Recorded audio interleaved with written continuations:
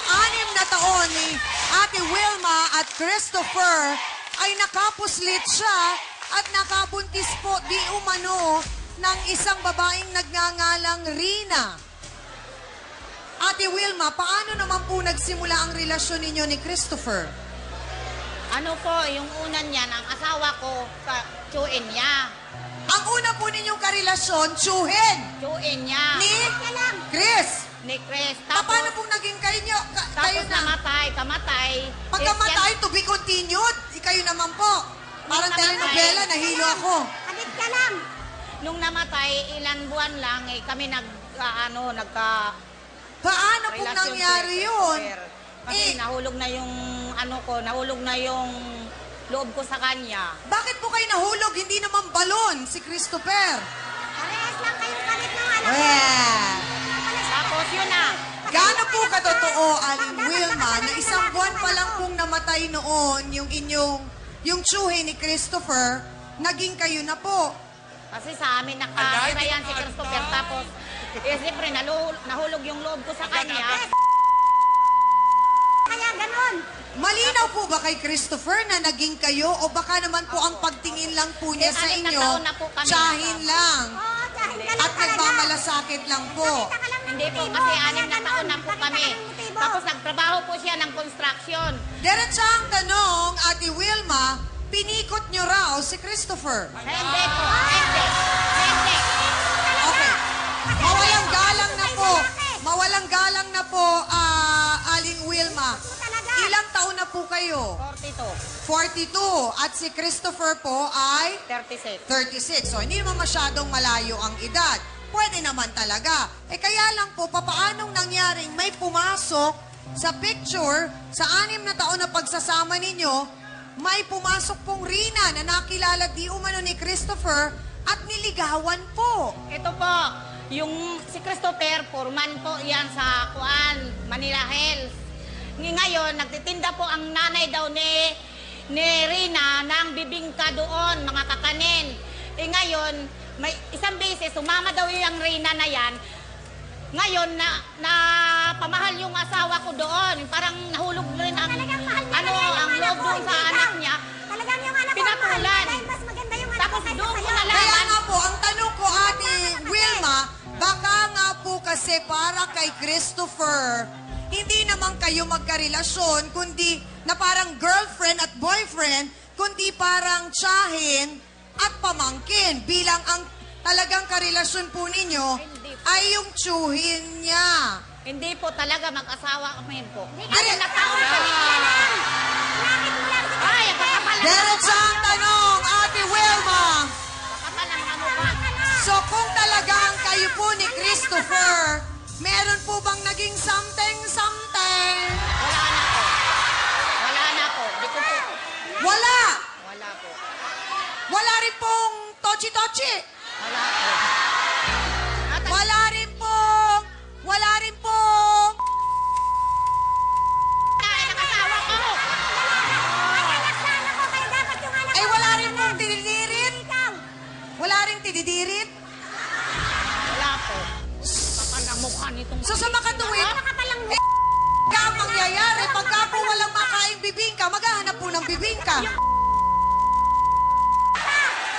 May nagugutom po ang tao. Pag nagugutom ang isang tao, kailangan po maghanap ng pagkain. Ay, malalandi. Parang na yan sila mga ina. So, okay, liwanagin natin. So, balikan lang po natin. So, talagang, baka po wala kayong relasyon ni Christopher. Baka akala nyo lang po. Asawa, kami talaga. Kami talaga. nanay ka na. Kami talaga. Yun ang akala Diretso ang tanong. Okay, liwanagin natin. Ano po ang tawag nyo kay Christopher? Pa. Pa? Naka! Ano naman po ang tawag niya sa inyo? Okay, ang ikaw mo ba? Ako dyan. Okay, sandali lang. Ano naman po ang tawag niya sa inyo? Be. Be!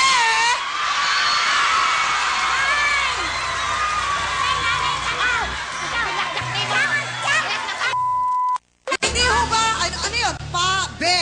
Baka pa, bet. Kapakol mali yung anak mo sa may asawa. Sana pumili naman ng walang asawa. Sinagot nyo daw po sila. Paano nyo nalaman na may babae si Christopher? Sinundan ko po. Kasi sabi niya, Ma'am B, sabi niya, may pasok ako. Sinundan ko, doon pala pumunta sa bahay ng Ah! Oh, So, pati ikaw.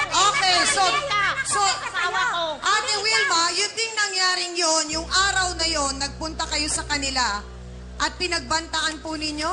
Opo, papapatay Oo, na talaga. po kami sa... Hindi ho po pwede yun. Kasi po, may nalabag kayo dun sa batas na nangyaring yun. Papatay ka ng manok para kami patayin? Davao, Davao, Davao! Abay, gusto na naming marinig ang inyong boses. Anong sabi? Mga Davaoenyo, mamimili tayo ngayon. Sa puti ang nanay ng isang babaeng nabuntis ng isang lalaki na kinakasama naman nung nasa pula. Kanino ang simpatsya nyo? Magbotohans tayo!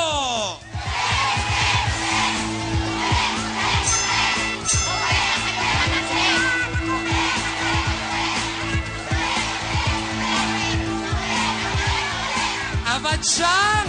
Mukhang ang mga Davaoenyo ang simpatsya ay hindi lamang para sa isang babaeng nabuntis.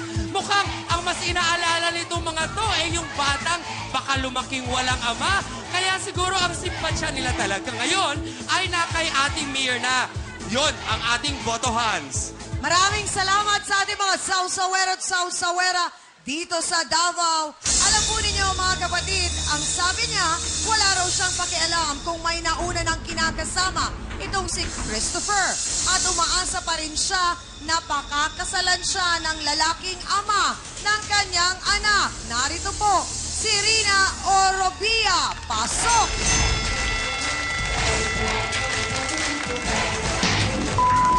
Ang dali lang! Pakibitawan yung kamay! Ang salobin at damdamin naman ng isang ina pa rin ating malalaman at papakinggan. Tutok lang, ito ang...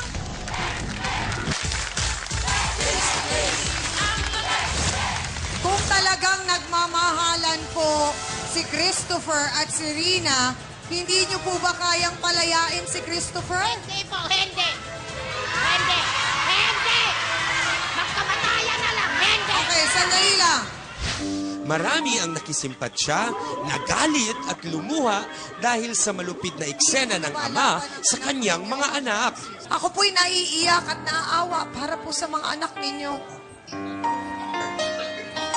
Ano pong naging kasalanan ng bata nung araw na yon? Sige po. Sa huli, nangibabaw pa rin ang pagpapatawad at pagmamahal ng mga anak sa ama. Anak, patawarin niyo ako. Pag ulang gawa sa inyo, lalo sa ibuto. Sana ako patawad niyo ako.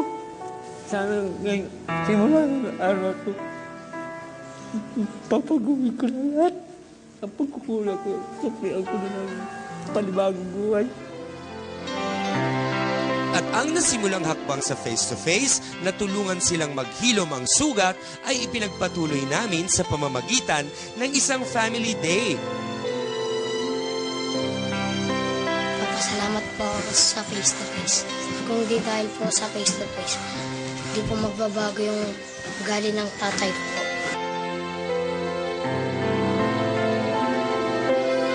Dito po ako nagpapasalamat sa Amana Resort na dito ko nakita yung paano magbandingan. Ako po yung nagpapasalamat sa face-to-face.